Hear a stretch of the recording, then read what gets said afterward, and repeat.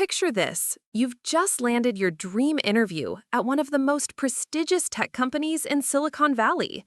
You've prepared for weeks, your resume is flawless, and everything is perfectly aligned.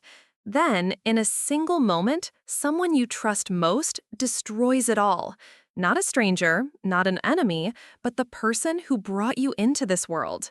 Today's story will shake you to your core and remind you why sometimes the people closest to us can be our greatest obstacles.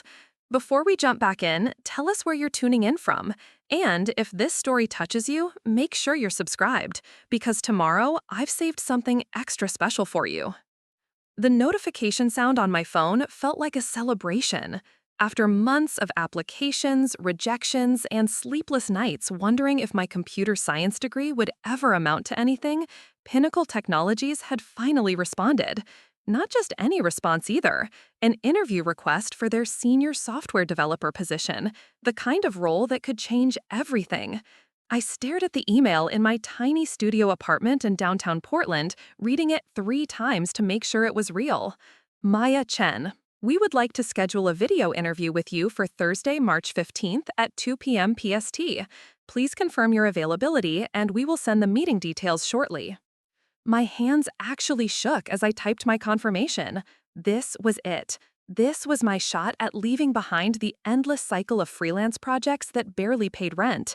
Pinnacle Technologies wasn't just another startup. They were the company behind CloudSync, the revolutionary platform that half the Fortune 500 used for data management.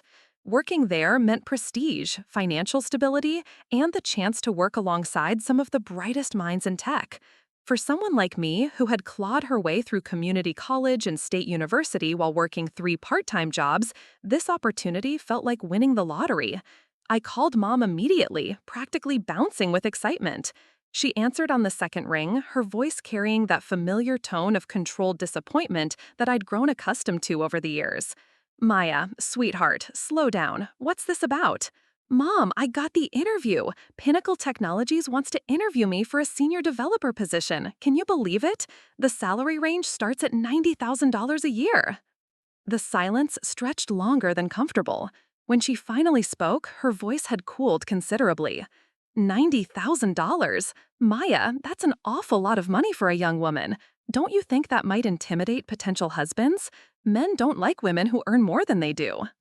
I felt the familiar knot forming in my stomach, the same one that appeared whenever Mom started in on her theories about women and success. "Mom, I'm 26. I'm not looking for a husband right now. I'm trying to build a career." That's exactly the problem, darling. You're so focused on this career nonsense that you're forgetting what's truly important. A woman's greatest achievement is creating a loving home and raising children. These companies, they'll work you to death, and then what? You'll be 40, alone, and wondering where your life went. I walked to my kitchen window, looking out at the rain-soaked streets of Portland. The conversation was following its predictable pattern. Mom had been having the same discussion with me since I declared my major in college. According to her worldview, my degree was nothing more than an expensive hobby, something to pass the time until I found a suitable husband.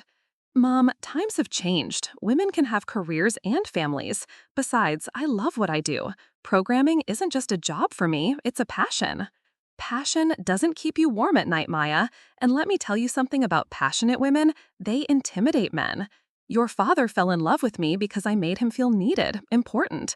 I supported his dreams. I didn't compete with them. The irony wasn't lost on me that Dad had left when I was 12, abandoning his family to pursue his dreams in another state with another woman. But pointing that out would only escalate the conversation into territory I wasn't prepared to navigate.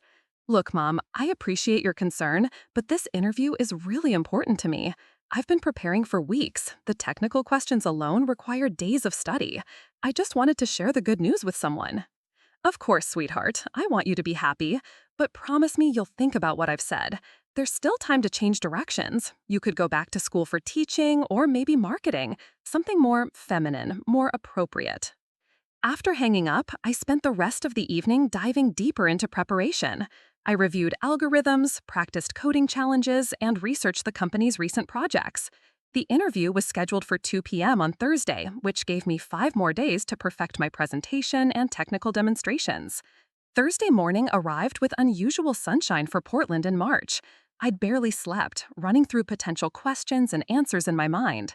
My interview outfit hung perfectly pressed on my closet door, a professional blazer and slacks that struck the right balance between competent and approachable. I'd even practiced my posture and hand gestures in the mirror, determined to project confidence from the moment the video call began. At 1:45 p.m., I opened my laptop and logged into the video conferencing platform. Everything was ready. My portfolio website was bookmarked, my code samples were organized in easy-to-navigate folders, and I tested my camera and microphone twice to ensure perfect quality. 1:50 p.m. I refreshed the meeting page, expecting to see the Join Meeting button become active. Instead, I saw something that made my blood run cold. Meeting canceled by organizer. The page displayed a brief message. This meeting has been canceled. Please contact the organizer for more information. My heart hammered against my ribs. There had to be a mistake. Technology glitches happened all the time. I quickly opened my email, hoping for an explanation or a rescheduling message. What I found instead was far worse than any technical error. The email from Pinnacle Technologies was brief and devastating. Dear Maya, we regret to inform you that we are no longer moving forward with your application. We wish you the best in your future endeavors. I stared at the screen, reading the words over and over, trying to make sense of what had happened. Less than an hour ago, everything had been perfect. The interview had been confirmed, the meeting room was ready, and I was prepared to give the performance of my life. My phone rang, interrupting my spiral of confusion and panic. Preparing and narrating this story took us a lot of time, so if you are enjoying it, subscribe to our channel. It means a lot to us. Now back to the story. Mom's name appeared on the screen. Maya, honey, I hope you're not too disappointed about the interview. Something in her tone made my stomach clench. What do you mean? Well, I've been thinking all week about what you said, about this job paying so much money. I was worried sick about you, sweetie, so I decided to call the company myself. The world seemed to tilt sideways. You called Pinnacle Technologies? I found their main number online and asked to speak with someone in human resources. I explained that I was your mother and that I was concerned about the position they were offering you. I told them that you're a sweet girl, but you don't really understand how demanding these high-pressure jobs can be. My hands began to shake. Mom, what exactly did you tell them? I explained that you've always been a bit naive about the working world, that you're the type of girl who needs guidance and protection. I mentioned that you're still looking for a husband, and that a job with such long hours and high stress would really interfere with your ability to maintain a relationship. The room started spinning. I gripped the edge of my desk, trying to process what I was hearing. I also suggested that perhaps they had other candidates who might be more committed to the position long-term. You know, men who wouldn't be distracted by biological clocks and family planning. The woman I spoke with was very understanding. She thanked me for my honesty and said they would take my concerns into consideration. Mom? My voice came out as barely a whisper. Did you ask them to cancel my interview? Oh, sweetheart, I didn't have to ask.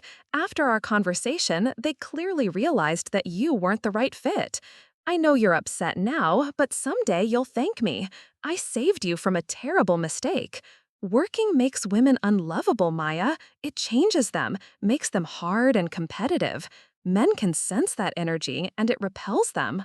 I ended the call without another word. For several minutes, I sat in my apartment, staring at the canceled meeting notification, trying to comprehend the magnitude of what had just happened.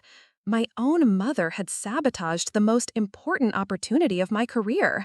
She had called my potential employer and essentially convinced them that I was unreliable, uncommitted, and distracted. The betrayal cut deeper than any rejection letter ever could. This wasn't just about a job. This was about trust, respect, and the fundamental question of whether the person who gave me life believed I deserved to pursue my own dreams. As the initial shock began to wear off, something else took its place. A cold, determined anger that started in my chest and spread through my entire body. Mom thought she had saved me from making a mistake. What she had actually done was declare war on my future, and I wasn't going to let her win. The next morning brought a strange sense of clarity. I woke up with swollen eyes from crying myself to sleep, but my mind felt sharper than it had in months. Mom's betrayal had stripped away any illusions I'd held about our relationship, and now I could see the pattern clearly. This wasn't the first time she'd interfered with my life under the guise of protection. I remembered the summer internship at Intel that mysteriously fell through after Mom had a few concerns to discuss with their HR department. The scholarship application for my master's program that never got submitted because Mom had accidentally thrown away what she thought was junk mail. The networking event where she'd shown up unannounced and spent the evening telling potential connections that I was just going through a phase with my career. Each incident had been explained away, rationalized, or dismissed, but this time felt different. This time she'd crossed a line that couldn't be uncrossed. I spent the morning crafting what felt like the most important email of my life. I needed to reach out to Pinnacle Technologies, not to beg for another chance, but to understand exactly what had happened and to set the record straight. Dear Pinnacle Technologies hiring team, I am writing to inquire about the cancellation of my interview scheduled for yesterday at 2 p.m. I received notification that the meeting was canceled and subsequently received an email indicating that you are no longer considering my application. I want to clarify that if someone contacted your company claiming to represent my interests or speaking on my behalf, they did so without my knowledge or consent. I am fully committed to my career in software development and would welcome the opportunity to discuss this situation directly with your team. I understand if the position has been filled, but I would appreciate any information you can provide about the circumstances that led to the cancellation of my interview. Sincerely, Maya Chen. I hit send before I could second-guess myself, then immediately began working on my backup plan. If Pinnacle was a lost cause, I needed to ensure that Mom couldn't sabotage any future opportunities. I started by changing my emergency contact information on every job board and professional profile. Then, I began the tedious process of updating my privacy settings and creating new email accounts that she couldn't access. The response from Pinnacle came faster than I expected. By 3 p.m., my phone was ringing with a number I didn't recognize. Maya Chen, this is Victoria Rodriguez, Head of Human Resources at Pinnacle Technologies. I received your email this morning, and I think we need to talk. My heart started racing. Yes, absolutely. Thank you for calling me back. Maya, I'm going to be direct with you. Yesterday afternoon, we received a very concerning phone call from someone claiming to be your mother. This person made several statements about your reliability, your commitment to your career, and your personal priorities that frankly shocked our entire hiring team. I closed my eyes, bracing myself for the details. What exactly did she tell you? She indicated that you were not serious about the position, that you were primarily focused on finding a husband, and that you lacked the emotional stability to handle a demanding role. She also suggested that you had asked her to contact us because you were too nervous to handle the interview process yourself. The room seemed to spin around me. Ms. Rodriguez, I need you to know that none of that is true. I never asked anyone to contact your company on my behalf. I had no idea that this phone call had been made until after my interview was canceled. I was hoping you'd say that, Victoria's voice softened slightly. Maya, in 15 years of recruiting, I've never experienced anything quite like this. The person who called was very convincing, very detailed in her claims about your character and motivations, but something about the entire situation felt wrong to me. What do you mean? Well, your resume and portfolio tell a completely different story. Your GitHub contributions, your project history, your recommendations from previous employers, they all paint a picture of someone who's incredibly dedicated and passionate about their work. The disconnect between what we saw in your application and what this person was telling us was so dramatic that it raised red flags. I felt a tiny spark of hope beginning to kindle in my chest. So you didn't immediately dismiss my application? Actually, no. After the call yesterday, I spent some time reviewing your materials again. I also reached out to 2 of your former supervisors for informal conversations. Maya, both of them spoke so highly of your technical skills and work ethic that I started to wonder if someone was deliberately trying to sabotage your opportunity. The validation felt like sunlight breaking through storm clouds. They really said that? David Park at StreamTech told me you were the most reliable developer he'd ever worked with. He said you consistently delivered projects ahead of schedule and that you had an intuitive understanding of user experience that set you apart from other programmers. Elena Vasquez at Dataflow Solutions said you were the kind of employee that managers dream about, someone who takes initiative and elevates the entire team. I had worked with both David and Elena on challenging projects, but I'd never imagined they held such high opinions of my work. I had no idea they felt that way. Maya, can I ask you a personal question? What's your relationship like with your mother? The question hit like a punch to the stomach. It's complicated. She has very traditional views about women and careers. She believes that working makes women unlovable and that my focus should be on finding a husband rather than building my professional life. And she would go so far as to actively sabotage your career opportunities to enforce those beliefs? Apparently, yes. The words tasted bitter. She told me she called you to save me from making a terrible mistake. Victoria was quiet for a long moment. Maya, I need to tell you something. What your mother did yesterday wasn't just inappropriate, it was potentially illegal. Interference with someone's employment opportunities, especially when it involves false statements, can constitute harassment or even fraud in some circumstances. I hadn't thought about the legal implications. I'm not suggesting you take legal action, but I want you to understand the severity of what happened here. This wasn't a concerned parent offering guidance. This was deliberate sabotage designed to prevent you from pursuing your chosen career path. The reality of the situation was starting to sink in. Ms. Rodriguez, I know this is an unusual circumstance, but is there any possibility of rescheduling my interview?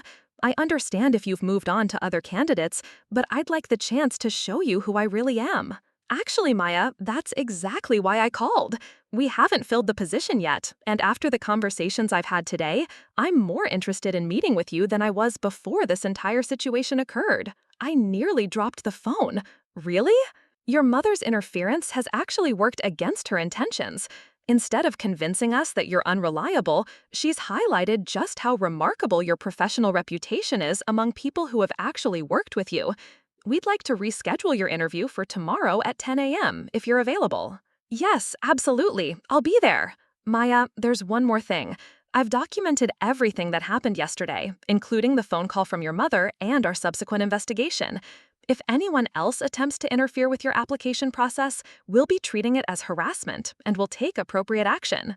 After hanging up, I sat in my apartment for a long time, processing what had just happened. Victoria's call had changed everything.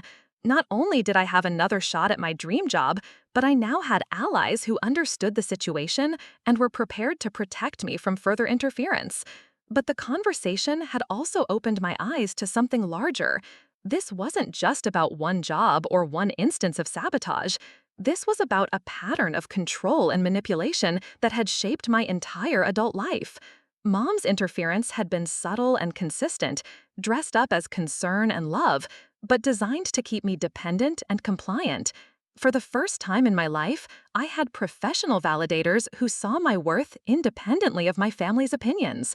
David Park and Elena Vasquez had praised my work without knowing anything about my personal life or my mother's expectations. Victoria Rodriguez had recognized the manipulation for what it was and had chosen to look deeper rather than accepting the false narrative. The interview tomorrow would be important, but it was no longer the most significant thing happening in my life. What mattered more was the realization that I had the power to break free from the limiting beliefs that had been imposed on me since childhood.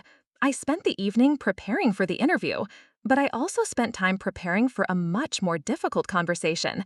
It was time to set boundaries with Mom, real boundaries that couldn't be crossed without consequences. The scared, uncertain woman who had received that devastating phone call yesterday was gone. In her place was someone who finally understood her own value and was ready to fight for the future she deserved. Tomorrow's interview would be just the beginning. The rescheduled interview went better than I could have imagined. Victoria Rodriguez introduced me to the development team via video conference, and we spent 2 hours diving deep into technical challenges, project management methodologies, and my vision for scalable software architecture. The questions were tough, but I felt energized rather than intimidated. This was what I had trained for, what I loved doing. Marcus Webb, the chief technology officer, presented me with a complex debugging scenario that would have stumped me a year ago. But months of freelance work had sharpened my problem-solving skills in ways that traditional employment never could. I walked through my diagnostic process step by step, explaining my reasoning and demonstrating multiple approaches to the solution. Maya, Marcus said as we wrapped up the technical portion, I have to ask, Victoria mentioned there were some unusual circumstances around your original interview slot. Would you mind sharing your perspective on what happened? I had rehearsed this moment, knowing the question would come up. Someone close to me made contact with your company without my knowledge or permission. They misrepresented my career goals and my commitment to professional development. I want to be clear that I take full responsibility for ensuring it never happens again. How do you plan to prevent future interference? Victoria asked. I've implemented strict privacy controls on all my professional accounts. I've also made it clear to my personal network that I handle my own career communications. Anyone who attempts to speak for me professionally in the future will be acting without authority and should be disregarded. Marcus nodded approvingly. We appreciate your directness. In our experience, candidates who can handle personal challenges while maintaining professional boundaries tend to thrive in high-pressure environments. By Friday afternoon, I had the job offer in my inbox. Senior software developer position, starting salary of $95,000 annually, full benefits package, and stock options that could potentially double my compensation within 3 years. I read the offer letter 5 times before the reality sank in. I had done it. Despite Mom's sabotage, despite the emotional turmoil, despite nearly losing the opportunity entirely, I had secured the position that would transform my career. The validation felt almost overwhelming, but I knew the real test was still ahead. I needed to have the conversation with Mom that I had been avoiding my entire adult life. She answered on the first ring when I called Saturday morning. Maya, sweetheart, I was just thinking about you. I know you were disappointed about that interview situation, but I have wonderful news. Mrs. Patterson from church has a son who just finished law school. He's looking for a nice girl to settle down with, and I told her all about you. Mom, I need to tell you something important. I got the job at Pinnacle Technologies. The silence stretched so long, I wondered if the call had dropped. That's impossible, she finally said. I spoke with them personally. They understood that you weren't suitable for such a demanding position. They called me back, Mom. The head of human resources contacted me directly after I reached out to explain what had happened. They rescheduled my interview, and I start Monday. Maya, this is ridiculous. You can't possibly accept that job. Think about your future, your happiness. What kind of man is going to want to marry a woman who earns more than he does? The kind of man I'd actually want to marry, I said calmly. Mom, we need to discuss what happened this week. You called my potential employer and deliberately tried to sabotage my career. That's not protection or concern, that's sabotage. I was trying to save you from making a horrible mistake. You don't understand how the world works, Maya. Career women end up alone and bitter. Is that what you want? What I want is the right to make my own choices and live with the consequences. What I don't want is someone making decisions about my life without my knowledge or consent. I'm your mother. I have every right to look out for your best interests. No, Mom, you don't. I'm 26 years old. You have the right to offer advice when I ask for it. You don't have the right to contact my employers, interfere with my professional relationships, or misrepresent my character to strangers. Her voice rose to the pitch that had intimidated me throughout childhood. How dare you speak to me this way? After everything I've done for you, after all the sacrifices I've made, this is the gratitude I get? What sacrifices? I asked quietly. You divorced Dad when I was 12. You spent my teenage years focused on your book club and your social calendar. You've spent my adult life trying to convince me that I'm not capable of success. What exactly did you sacrifice? I sacrificed my own happiness to raise an ungrateful daughter who thinks she knows better than the woman who brought her into this world. You didn't sacrifice your happiness for me, Mom. You sacrificed my confidence, my self-esteem, and nearly my career to maintain your outdated beliefs about what women should be. The difference is important. Maya, if you take this job, if you continue down this selfish path, don't expect me to be there to pick up the pieces when it all falls apart. The threat hung in the air between us. For most of my life, the possibility of losing Mom's approval had been my greatest fear. Now, faced with the actual ultimatum, I felt something unexpected. Relief. Mom, I love you, but I don't need you to pick up the pieces of my life. I'm capable of handling my own challenges and celebrating my own successes. If you can't support my choices, that's your decision to make. Fine, she said, her voice cold and final. But don't come running to me when you realize that career success doesn't keep you warm at night. I won't, I promised. And Mom, if you ever contact any of my employers, colleagues, or professional contacts again, I'll treat it as harassment and take appropriate legal action. Victoria Rodriguez at Pinnacle has documented everything that happened this week, and they've made it clear that any future interference will result in formal complaints. The call ended without a goodbye. I sat in my apartment, waiting for the crushing sadness that I expected to follow such a definitive break with my mother. Instead, I felt lighter than I had in years. Monday morning arrived with the crisp energy of new beginnings. I walked into Pinnacle Technologies' sleek offices in downtown Portland, wearing my best professional attire and carrying a confidence I had never possessed before. Victoria Rodriguez met me in the lobby with a warm smile. "Maya, welcome to the team. Are you ready for this?" More ready than I've ever been for anything. The first week flew by in the blur of onboarding sessions, team meetings, and code reviews. My colleagues were brilliant, challenging, and genuinely excited about the projects we were tackling together. The work was demanding, but it energized rather than exhausted me. Marcus Webb assigned me to a high-visibility project involving database optimization for one of their major clients. It was exactly the kind of complex, technical challenge that I thrived on. Within 2 weeks, I had identified 3 critical bottlenecks and developed solutions that improved system performance by 40%. "Maya," Marcus said during our Friday team meeting, "your optimization work has exceeded every expectation. The client is so impressed, they're requesting you specifically for their next project upgrade." The recognition felt better than any approval I had ever sought from Mom. This validation came from my skills, my dedication, and my ability to solve complex problems. It couldn't be taken away by disapproval or undermined by someone else's insecurity. 3 months into the job, I received a text from an unknown number. It was Mom, reaching out through a different phone after I had blocked her original contact. "Maya, I've been thinking about our last conversation. Maybe I was too hasty. Mrs. Patterson's son is still available, and I think you should at least meet him." I deleted the message without responding. Then I changed my phone number. 6 months later, I was promoted to lead developer with a $20,000 salary increase. I celebrated by buying my first house, a charming craftsman bungalow with a home office where I could continue learning and growing in my field. The housewarming party was small but meaningful. Victoria Rodriguez came, along with several colleagues who had become genuine friends.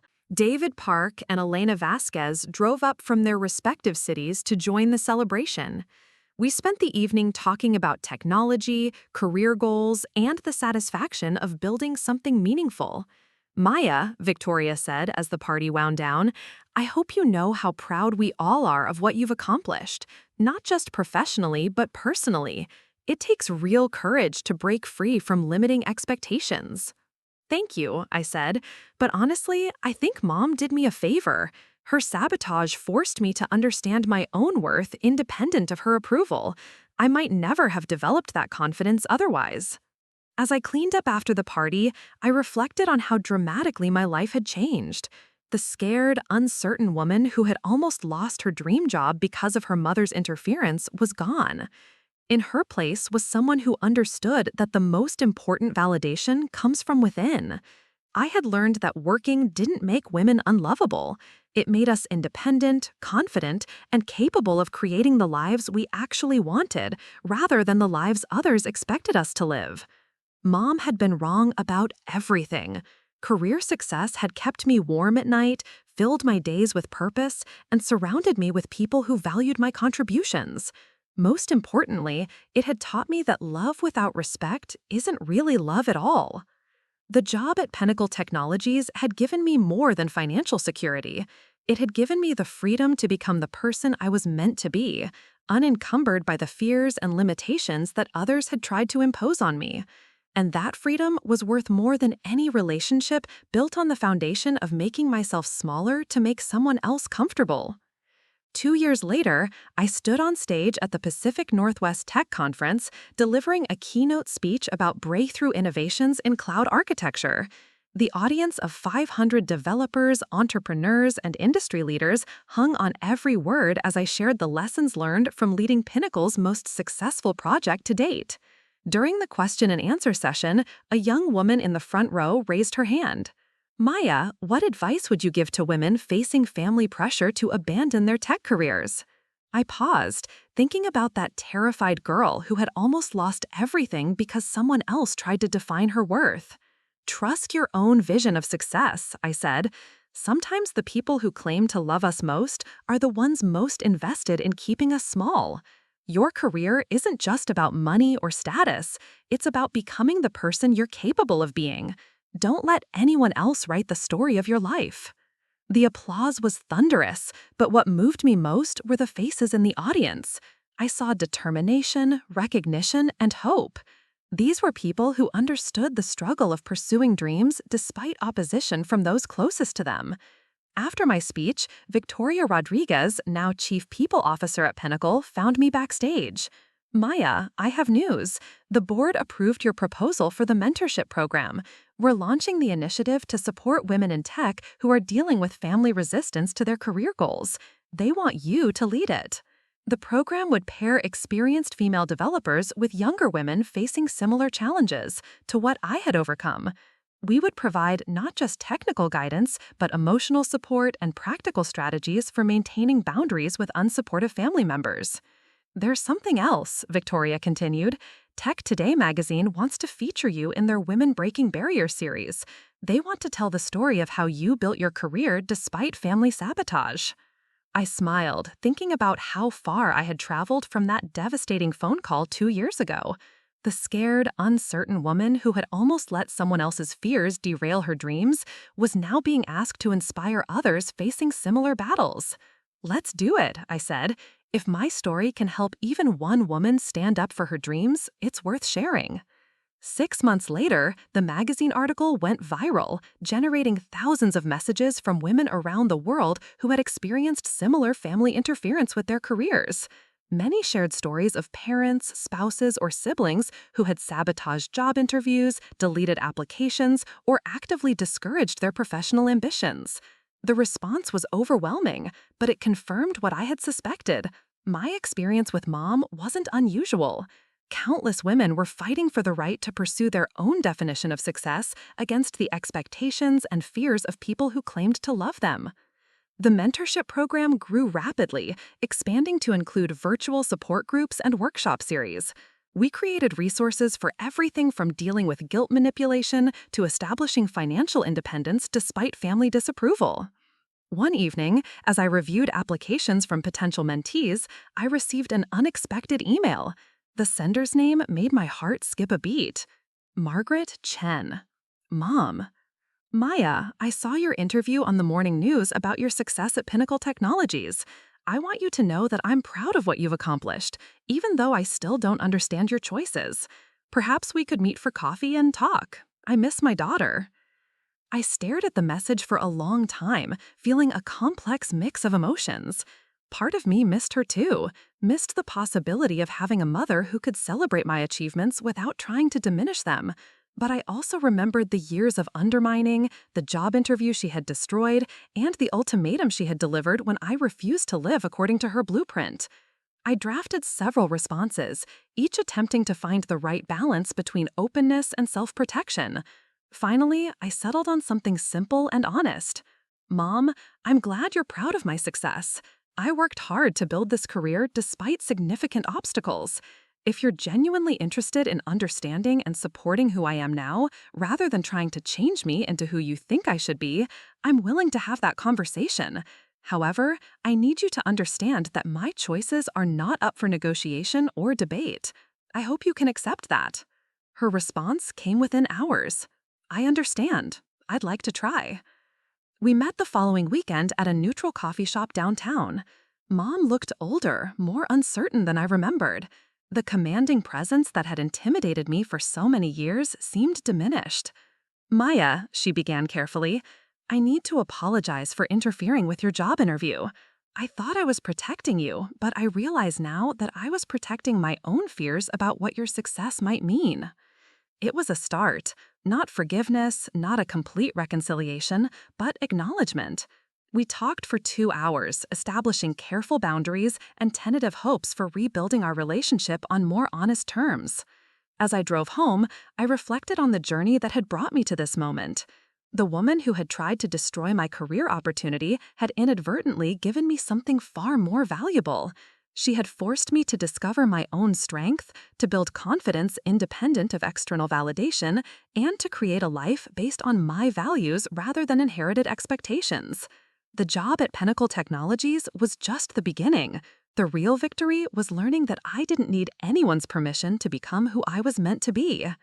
Up next, you've got 2 more standout stories right on your screen. If this one hit the mark, you won't want to pass these up. Just click and check them out.